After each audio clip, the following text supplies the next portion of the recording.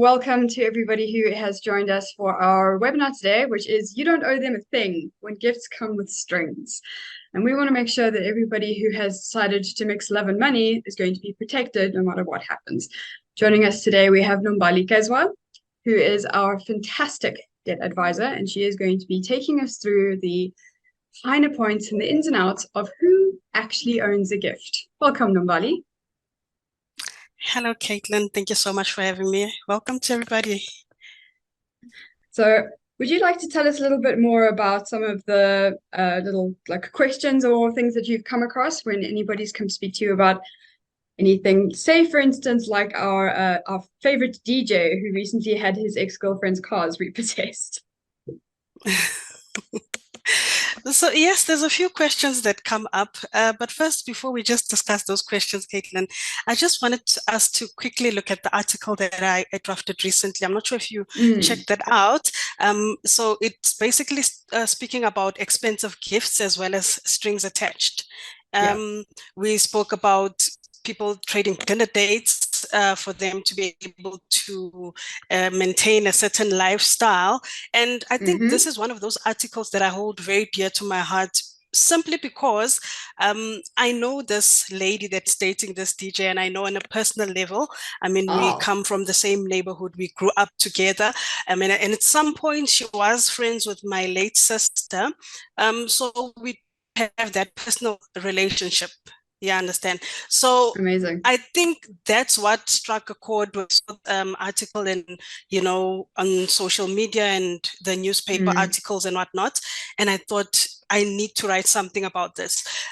You can imagine this is someone that grew up from, like, she's coming from humble beginnings, and she made it. I mean, she's got a big name for herself, and she made a name for herself, and she's building a good career. Now she's inspirational to people who are growing up in the neighborhood. I mean, every time when she comes to come and visit, there's always that excitement when we see her, the expensive brands, we see the expensive clothing, the bags, we see these beautiful cars coming into the neighborhood, and we're always excited and inspired to reach that level. With that being said, there's always strings attached when it comes to expensive gifts, especially if someone is buying these gifts for us. Whether it's emotional, whether it's financial implications, there's always those strings that can be attached to it. For example, you cannot behave a certain way. There's limitations in how you behave towards that person, because sometimes you feel that you owe this person, and because they bought you something so expensive, you have that sort of obligation towards them. Yes. Then you look at instances where this person, for example, bought you a car, and you've been taking taxis for some time, and now you've got your own transport, and it's something that you really need. Questions that come up is, this person is paying my installment for the vehicle. Should the relationship be irretrievably broken down, what then happens? What are the legal implications? And as a debt advisor and a debt counselor and a financial coach, this is where we come in and say it's always important to have a contingency plan. You need to plan ahead. You can never guarantee if a relationship will last. So you need to make sure that at least you've got a contingency plan. Doesn't necessarily mean that you would have to settle the entire debt. You might not be able to settle the debt at the time, but at least create that safety net, something to fall back on, even if it's a few installments that you've saved up for yourself. The property. For example, this person is now bought me a loft, and it's a beautiful apartment or property. What happens in this instance? Do I have full rights, and do I own the property entirely, or are my rights limited to the property? This is where real rights come in, as well as limited real rights. Limited real rights in terms of somebody is paying for this property. It's not titled under my name, does not belong to me.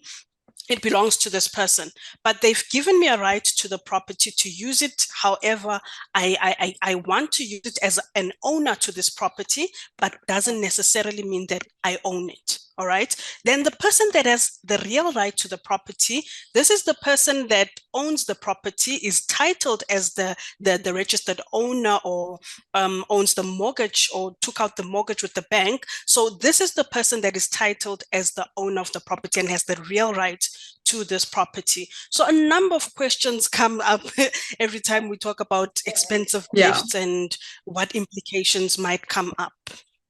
Yeah, no, absolutely. And it's such an important thing because we often rely on being given gifts and feeling that we are in a safe and secure relationship, and we rely on gifts as a way to actually know that for certain.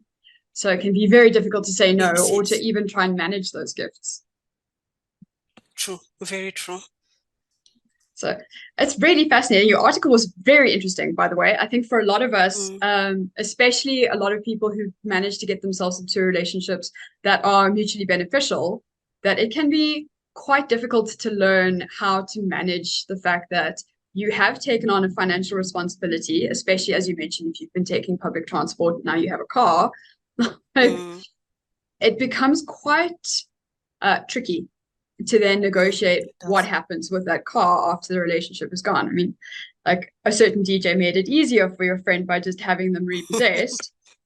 Easy might be the wrong word, but it's definitely something that we all have to be very aware of. And especially because, and I wonder how often you've come across this, where they say they've been paying for it and they haven't been paying for it at all. Yes, we come across a lot of these kind of cases. Example, I got this property, we took it out together with my boyfriend. I was working at the time, so I could take up the property with my salary slip. He has a business, maybe it's an informal business. He's taking care of the installments or whatever payments that needs to go through to the property. So I don't have anything to pay. I can use my salary as I please. Now comes the time when the relationship comes to an end, or it's irretrievably broken down and there's really nothing you can do. What then happens in that instance? We're finding a lot of people now becoming over indebted.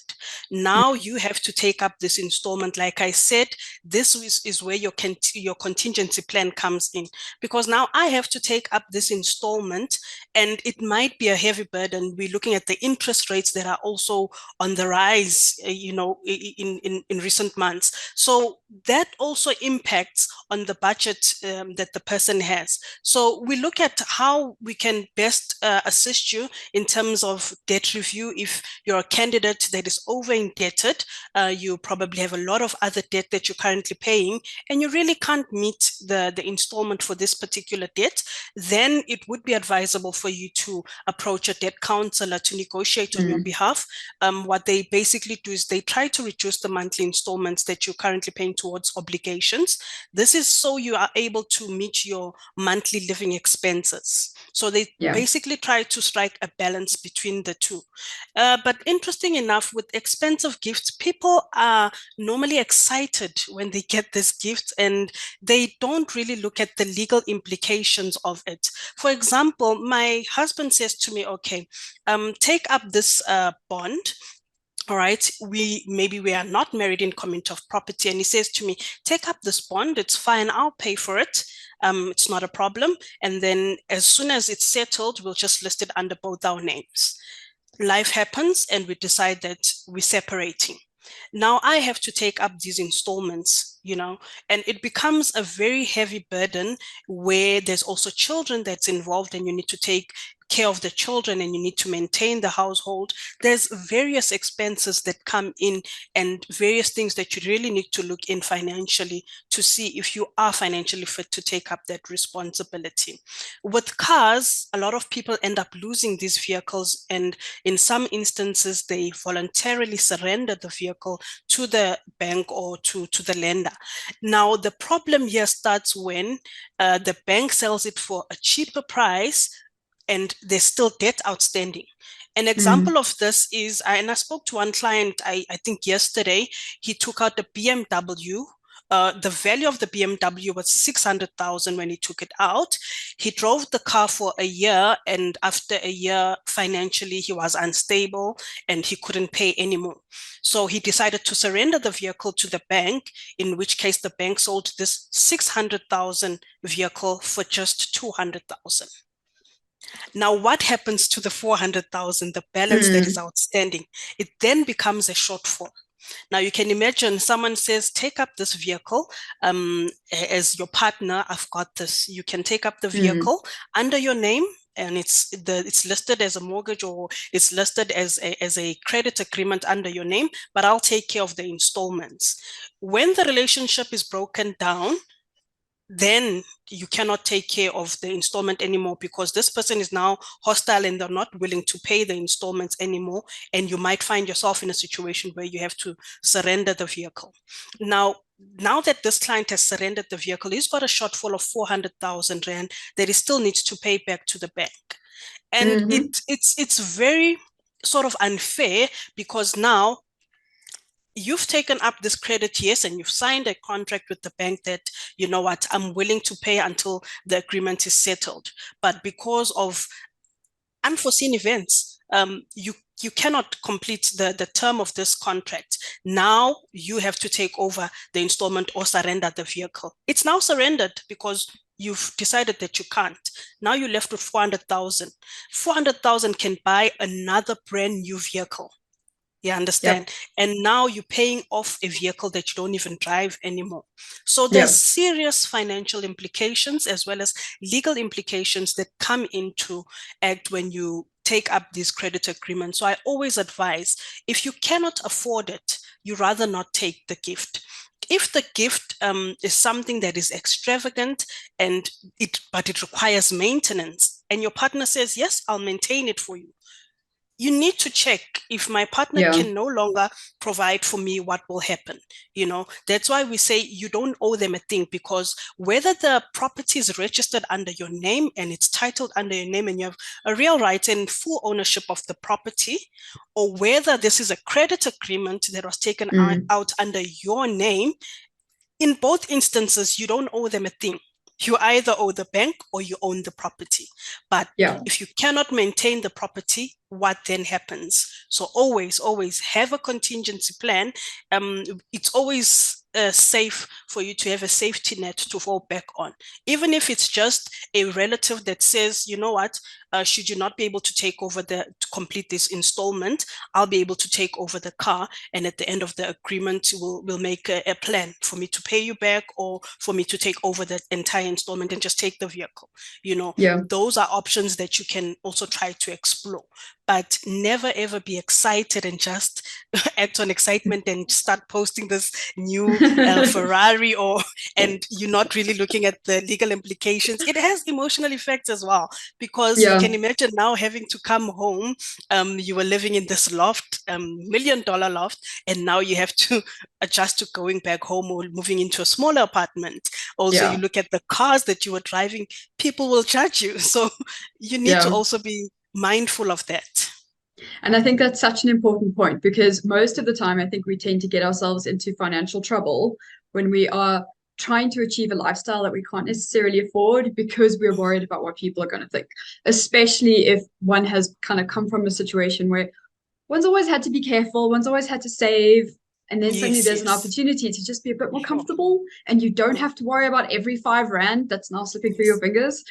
And so especially like the $1 million apartment, or in this case, the $1 million apartment, and the fancy cars, it's just a level of comfort that is, I think we like to think that it means we don't have any more worries. But obviously, as you say, life happens, and those worries can come back and really bite us in the behinds.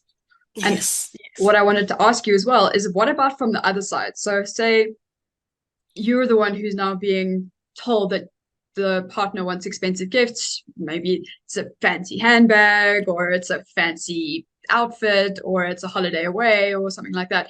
And there's a lot of pressure on you to make this happen. Like, you've got to make sure that this person is being treated in the manner to which they would like to become accustomed. What advice do you have for the individuals whose credit cards are being run up by their partners? Look, Caitlin, we are living in a time where financial pressures are high. There's a lot of Mm. peer pressure that's going around. I think social media also, put us in a situation where, we need to Oh keep yeah. up with the Joneses. Yeah. Somebody's buying that car. I also want to live up to that lifestyle. But now, these people that are buying these gifts and they're saying that, you know what, I can afford to spend a few dollars on this credit card. Surely it won't, hurt. It does come back to bite you in the long Yeah. run. It's important to build a steady relationship with your partner and they understand where you stand financially. I know Yeah. some people are actually taking out credit agreements because they're trying to please this person. Now, what happens when this person is no longer there? Or what happens when the finance is no longer there to please them? Can you please them without the finance? Will they stay Yeah. in instances where the finance is not there? So those are also things that you need to really look at and sit down and say, should I be putting myself in this situation? Is it worth it? You Yeah. understand? So yes, there's definitely implications in any instance. But if you're a person, you own the property and you decide, listen, I'm going to give this property to my girlfriend. She can stay there. She can use it however she wants. Yes, as we've seen in this DJ's instance, if the property is titled under your name, you still have a legal right over the property. You still have a Mm. real right over the property. The next person just has a limited real right over the property. So Ah. at any time, you can come back and say, listen, this is not working out for me. And since the property is registered under my name, I'm deciding that I'm taking it back. And they Yeah. can actually confiscate. And unfortunately, there's nothing you can do about that. So there are situations where you'll want to take your property back because you feel that I'm maintaining this property and the relationship is just really not going where Yeah. I thought it would go. So it's wiser to have the property registered under your name in that instance. Even with Yeah. expensive gifts such as jewelry, there's instances where some jewelry will give you a certificate and they say this is the certificate for the jewelry and this is what sort of gives the authenticity for this jewelry or Mm. this expensive object. If you hold the certificate, you hold ownership of that.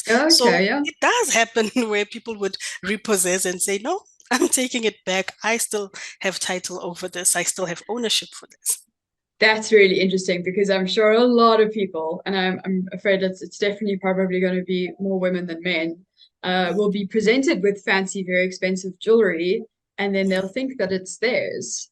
But if he's hold on to that valuation certificate, Mm-hmm. um, yeah, ladies, if you're getting Yes. fancy, sparkly gifts, make sure that it's not just in the packaging, but it's got a certificate.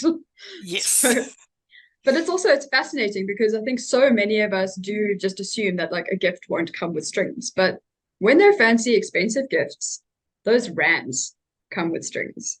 And that's when you end up with people who are in trouble, who depending on loan sharks, our machinistas. And Hey. like it I mean those bite with really sharp teeth because then you Yeah. have no legal recourse. Like if they start making threatening or if they start making threats because you can't pay them back, you are not legally protected.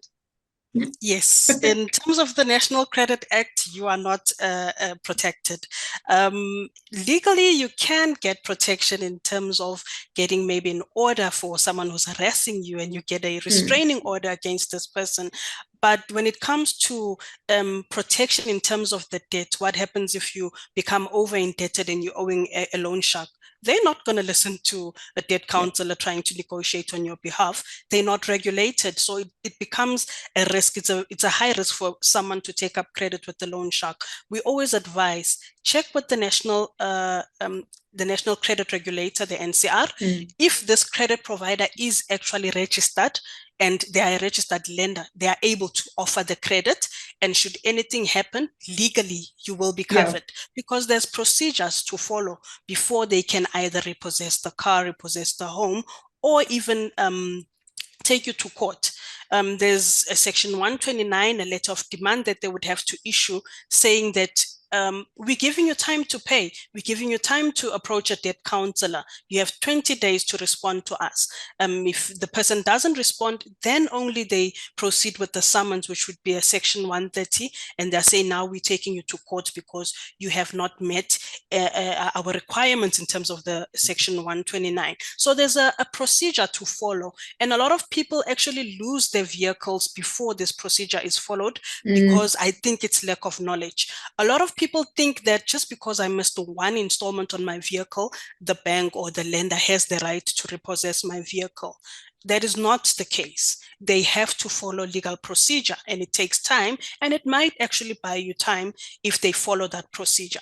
You missed one payment, you still have a right to come to the bank and say, listen, I missed a payment. I'd like to make a payment arrangement to cover up for this installment. If someone comes knocking at your door and they have a document and they say, sign here, I'm taking your vehicle because you didn't pay. Obviously, you would feel threatened and you know you still owe to the bank. So you might just surrender and sign those documents and give the vehicle away, thinking you might get it back. But it's very seldom that you would get the property back after if it's repossessed, because then you would have signed a document that says, I voluntarily surrendered the property to you guys and you can take it. Now, how do you say, no, I didn't say that when you've signed a document? So if the bank comes knocking at your door, they send a collections agent, and it's normally those big guys that will make you really feel intimidated. Scary ones. Yes. So if those people come to your house and they say, listen, you haven't made the payment, we want to repossess the vehicle, you have the right to say, listen, I'd like to speak to my legal advisor. You contact us and we explain to you the steps to follow. We would never advise you to just surrender your vehicle, knowing there might be a shortfall, and a large shortfall that you would still have to pay to the bank if it's something that you can rectify. Voluntarily surrendering the property should be the last option. You've exhausted all other options. You cannot go under debt review and you feel that, listen, I just cannot make any payments. But we've saved a lot of vehicles by client calling us before they surrendered the vehicle. And because they can't afford, we'll advise them, you know what, go under debt review for now and let us negotiate with the bank. When the situation is, better, you can always withdraw and pay on your own. But withdrawal does not mean you'll be cleared on the credit bureaus. You can just suspend the service and pay the account on your own. Alternatively, you can just stay under debt review, pay the lower installment, and then if you can pay more, we can review your file and you can start paying more towards your debt.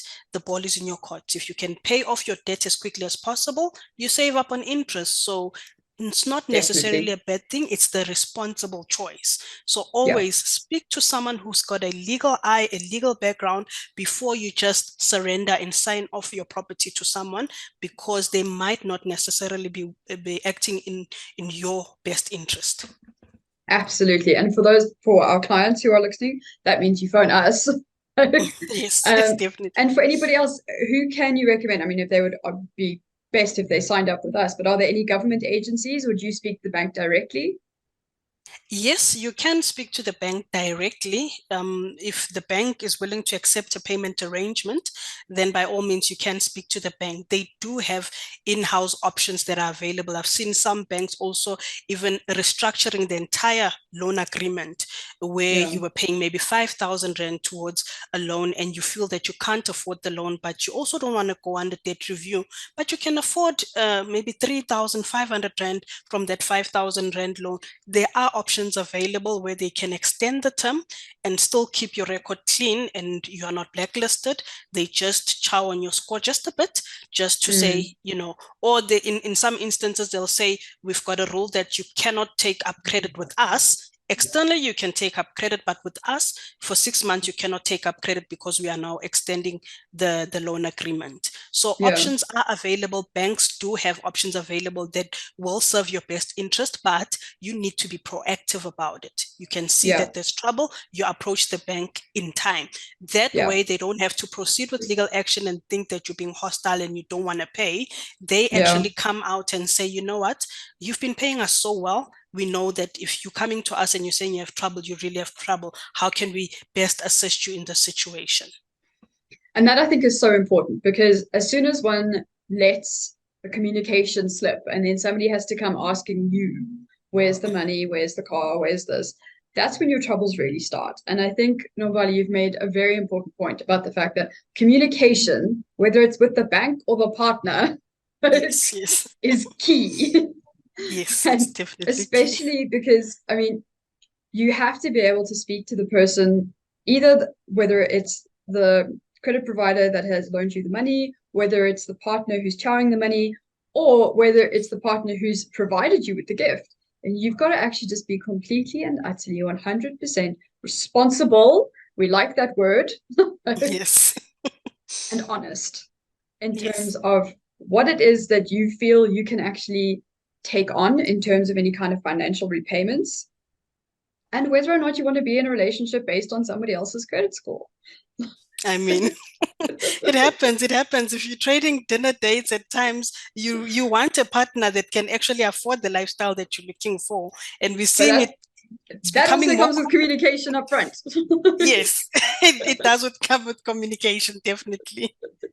Yeah. So especially people need to especially go, before the dinner date actually happens. yeah, before the dinner date, yes, you could say that. So basically, the reason why we're holding these webinars and these talks is just to create financial awareness. You know, financial wellness is affecting a lot of us mentally, physically, emotionally. We are affected Yeah. because we have financial stresses. And it has been proven that with a sensible budget as well as living within your means, this can actually help alleviate financial stress. Yeah. Also, we need to be able to be honest with ourselves. Does the lifestyle that I'm living actually match the income that I'm getting? You understand? If it matches the income, you alleviate the pressure.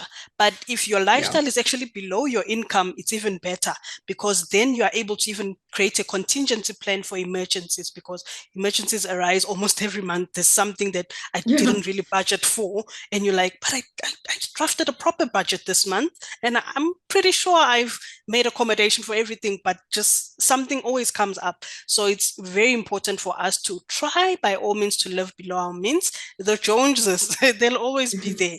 So Yeah. we really can't keep up. We really need to sit back and look at ourselves and say, is this the life that I want? And it also gets you distracted at times because you want to live a certain life, you want to live up to a certain standard, but you can never reach your full potential Yeah. because immediately the Jones go left, you also want to go left. They start going right, you going right. So you're living like work that is undone and you're not really finishing anything that you are starting. And something can come up that is brilliant if you can just sit back and look at your life and say, what is the life that I want? What is it that I want to achieve, me personally? And go for Yeah. that. Yeah. I think that's so important. And those are really those are absolute pearls of wisdom. Because what often happens is that we do get so distracted about trying to keep up with the Joneses or trying to live a life that we don't necessarily really think of as our own. We just think of it as a life that other people are going to think is good. And Yes. that's where we do end up really eating into our income every month. And I think a lot of the time we'll look at people who have money or look like they have money, and often either that's not their money, they're sitting with the situation with the mashonisas and the bank and the drama, Yes. or it's generational wealth.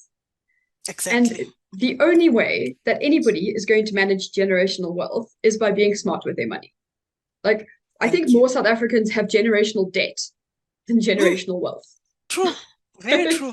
The stats are just shocking and they are just on the rise and they keep going up. I mean, before the pandemic, I think it was much better, but looking at the stats now, post the pandemic, it's just going south. And with interest rates also on the rise, people are just not affording. We're getting more and more consumers who are taking money from John to pay Peter and from Peter to pay Tom. So it's becoming a debt spiral and it's spiraling out of control. Absolutely. And I mean, finally, the interest rate is apparently about to come down, but that's going to be the first time in 2 years. Hey, hey, So, I want to see that interest rate, the new one, because wow, it's taking a toll on everyone. Everyone is feeling yeah, the pinch. Yeah, food prices are high. Whatever yeah, you could buy for 1,000 rand back in 2018, now you can't. You can't even buy anything. yeah. You know, a Now it thousand costs you rand would buy 2,000. half. Exactly. Exactly. Exactly. Yeah. And it's so frustrating because obviously, I mean, everybody just wants to be able to live. Like, you don't necessarily Yes. want to live like the Kardashians or any of the other Yes. like multi-millionaires, but you just want to be able to live comfortably and not worry about starving, and want to make sure that your roof is not leaking and that your house is warm and Yes. dry if you have a house. Like, and that's, Yeah. I think it becomes such a concern for us, because the more that debt starts to eat away, we start to get very stressed. And then we do stupid things like borrowing money we can't actually afford to pay back, or buying a car that we think we can maybe eventually pay off, but by the end of it, we can't. We can't. Life happens. Exactly. Yeah. I think that's the No, we slogan can't. for today's webinar is life Yeah, happens. life happens. So we did start a few minutes late, so we'll take a couple of questions if anybody's got one. Um, you guys have all been so good, and we'd love to answer a few questions if anybody has one. No hands? Vicky? No? Okay. Okay then. Well then we shall wrap it up. Last chance to ask any questions. But otherwise, please do go and check out Nombali's article. It's on our website. It is You Don't Owe Them a Thing When Gifts Come with Strings. And Nombali, thank you so much, my dear. You have been an absolute star. It was fascinating to hear your vast knowledge on the subject, quoting section 31, etc., chapter and verse. Oh, Caitlin, thank you so much. Thank you so much for having me. I was excited for this one, especially with this article that I recently wrote. So I'm excited. I'm excited. And thank you so much for everyone that joined us today. Really appreciate Excellent. it.